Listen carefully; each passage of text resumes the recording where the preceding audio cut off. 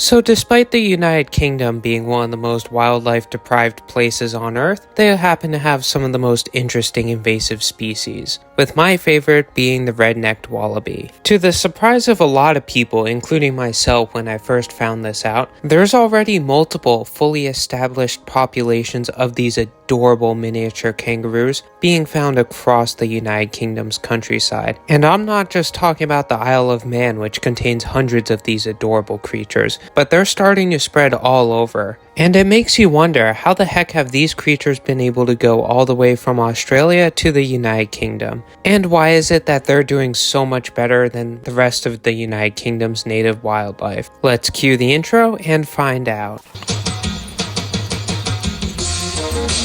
Hello? No, leave it. I went back again to see if they were still there, and they were. This time, I counted 7, and one of them was a joey. Last seen on the streets of Chopwell near Gateshead. This bouncing wallaby is causing quite a stir.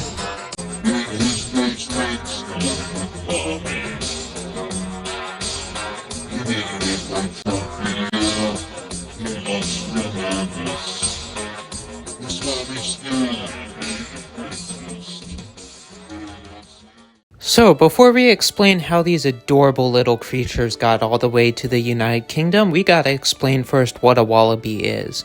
The term wallaby refers to any sort of small macropod, which are basically the kangaroos and their closely related lookalikes, of which the wallaby is one of many of these adorable animals, with the wallabies in particular being a good bit smaller and better tempered than the true kangaroos, making them the perfect choice for a captive animal, both for zoos and the pet trade. Still, one species of wallaby in particular was chosen to become the most common in the pet trade, at least in Europe, that being the Bennetts wallaby, a subspecies of the red-necked wallaby, which lives exclusively in the temperate climate of Tasmania, which actually isn't too dissimilar than that of the climate experienced in the UK. So for these reasons, these adorable creatures would end up becoming increasingly common in captivity throughout Europe, especially the United Kingdom, as they aren't just the perfect substitute for a kangaroo, but they're basically an even better fun-sized version. Except they reproduce at a much faster rate than their larger cousins,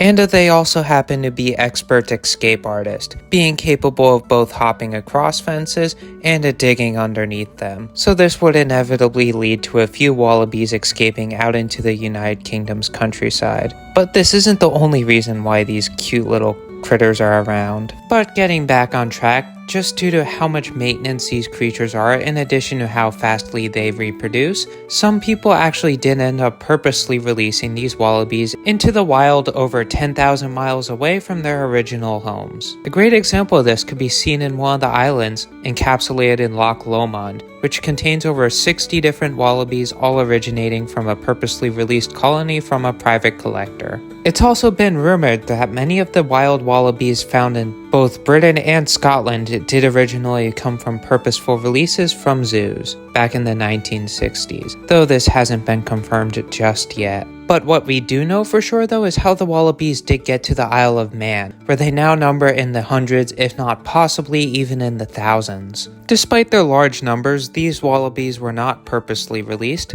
at least that we know of, but instead were rather escapees from the Curraghs Wildlife Park, as not that much was actually known about the Bennetts wallaby back then, and one of the unknowns was the fact that they could simply dig underneath their enclosures and escape. But since the Isle of Man is located in the middle of the Irish Sea, where these critters are essentially isolated and can't escape onto the mainland, they were kept there until they eventually started breeding to the numbers in which we see today. And now they're arguably the most common large mammal on the island. But due to a multitude of purposeful pet releases and pet escapes over the years, these wallabies are also becoming increasingly common on the mainland of Great Britain, particularly the Bennetts wallaby as mentioned before, though there's also been a handful of Parma wallabies found, which are a much smaller, also adorable relative. There's even been one individual albino wallaby that has been identified surviving in the wild of Great Britain for a few years now. And while they aren't nearly as numerous or abundant as they are on the Isle of Man, these critters have slowly been taking over Great Britain,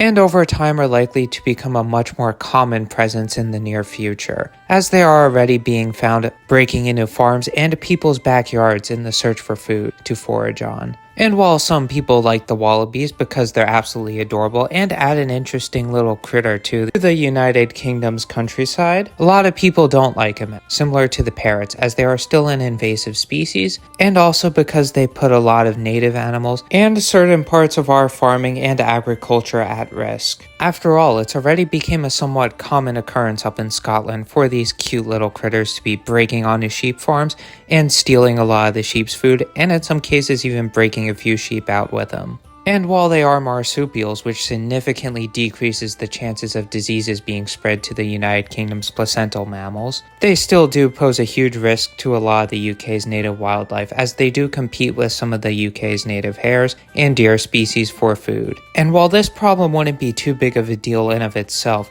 the increasing amount of habitat fragmentation that occurs in the UK has definitely been problematic for the United Kingdom's native species, so adding these adorable mini kangaroos into the mix is definitely not going to help the problems these native creatures already face. Plus, there aren't that many things out there that will actually eat these wallabies, as most of the United Kingdom's large predators have already been wiped out by humans. Gone are the wolves and lynx of the United Kingdom, with the largest current carnivorous mammal on the island being the European badger, which simply stands no chance against a full-grown wallaby. So far, it seems like the only things that actually do restrict these wallabies' populations from expanding at an even greater rate seems to be the increased amount of habitat fragmentation that occurs in the UK, at least compared to their native range, as the United Kingdom's home to over 100 million people, in addition to a lot of farmland and roads, which tend to fragment the habitat in which these wallabies can inhabit and travel across.